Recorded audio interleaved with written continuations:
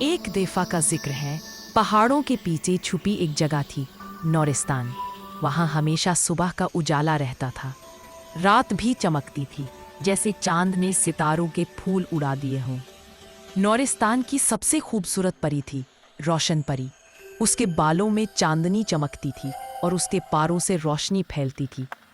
हर रात जब सब सो जाते तो वो आसमान में ऊपर उठकर सितारों को चमका देती थी ताकि नौरिस्तान कभी अंधेरे में न डूबे। मगर एक दिन एक काली हवा नौरिस्तान में घुस गई। ये हवा अंधेर बादशाह ने भेजी थी, जो रोशनी से नफरत करता था।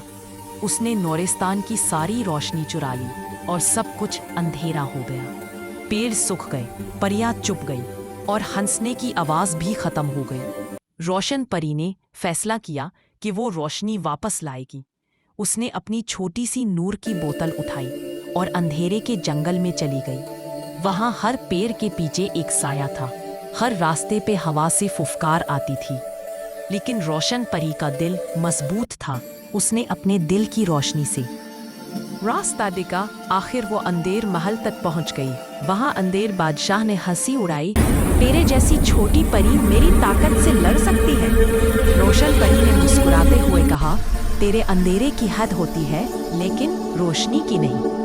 उसने अपनी बोतल तोड़ दी और उससे निकला नूर की रोशनी जो पूरे महल में फैल गई। अंधेर बादशाह चीखता रह गया और हवा फिर से रोशन हो गई। नौरिस्तान वापस चमक उठा, फूल खिल उठे, परियां नाचने लगी और सब ने रोशन परी को नूर की रानी का नाम दिया। और उस दिन से नौरिस्तान का कानून बन गया, जब दिल में रोशनी हो तो कोई अंधेरा हमेशा के लिए नहीं रहता।